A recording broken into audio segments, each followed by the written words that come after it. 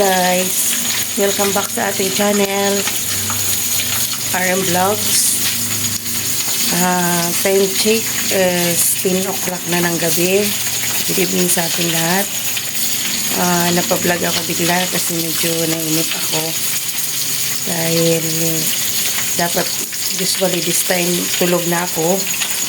So ang nangyari, nasira yung ano namin, yung freezer. Yun. Yun. Ito na ba ito? Nasira siya.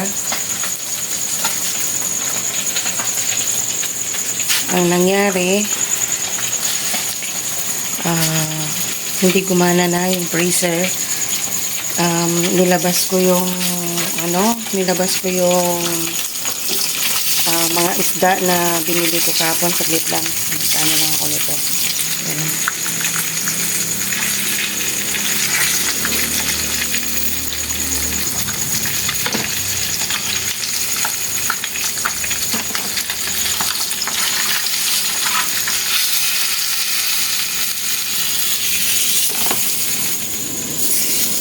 Guys, lalagyan ko muna guys, kukwentuhan ko kayo kung bakit.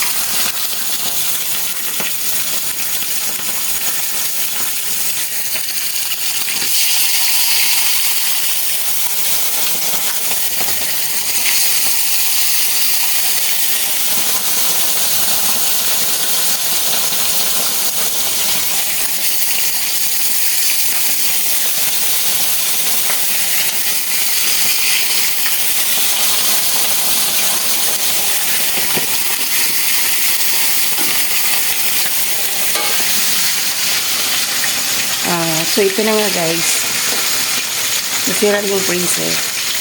So ginawa ko para hindi masayang isda, nilabas ko siya lahat. Bali 6 pa naman siya na ganito, 6 na ganito, 6 pa naman siyang ganyan.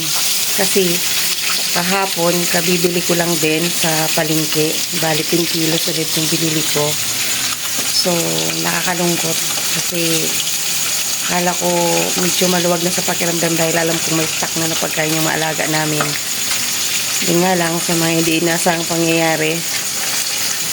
So, ito yung nangyari. Kaysa naman masira, ginawa ko, prinito ko siya.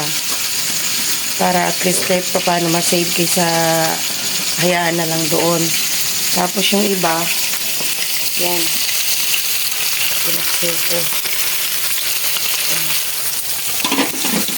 Papakita ko sa inyo ng maayos. Yan guys. Isang ganyan. Isang buong ganyan yung prinito ko. Tapos yung iba, ito. Sinaksiw ko lang siya sa suka. Hindi ko na siya nilagyan ng sabaw. Suka lang talaga yung sabaw niya. Tapos ayan, nagpiprito pa ako. Yan. Yan. Ito na guys yung naprito ko. Pinalamig ko na siya bago ko takpan.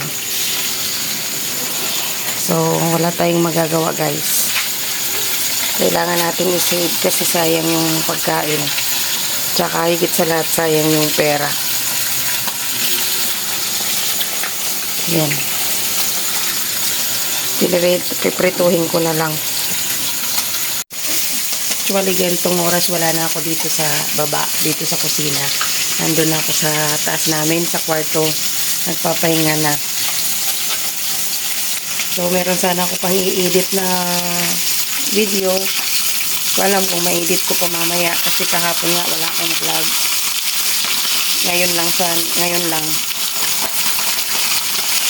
Yan.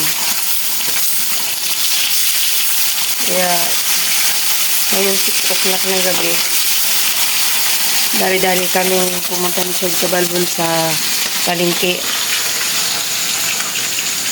para bumili nito. Yan. Yan guys. Bumili ako ng mantika.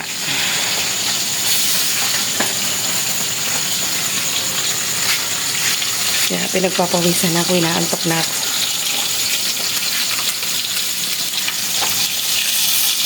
So, tapusin ko na muna to guys. Ayan. Kunti na lang. Balikan ko na lang kayo mamaya pag tapos na ako. Nag-start akong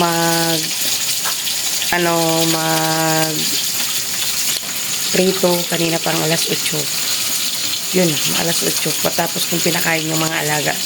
Lahat-lahat. Tapos habang kumakain kami, nagpiprito na ako. So, babalikan ko kayo mamaya guys. So, yan na nga guys. Tapos na tayo. Ayan. Nilagay ko na silang lahat sa baunan. So, ayan. Very clear na. Malinis na ang pagkalagay. Tapos dito, ayan. May kunti pa akong liligpitin. Pero parang bukas na ata yan. Ayan, nagligpit-ligpit na ako dito ng konti. Inilinis ko na yung burner namin. So, ayan. Naka-off na lahat. So, magpapaalam na ako guys. Thank you so much for watching. Hope to see you on my next vlog. Good night and good morning everyone. Be safe.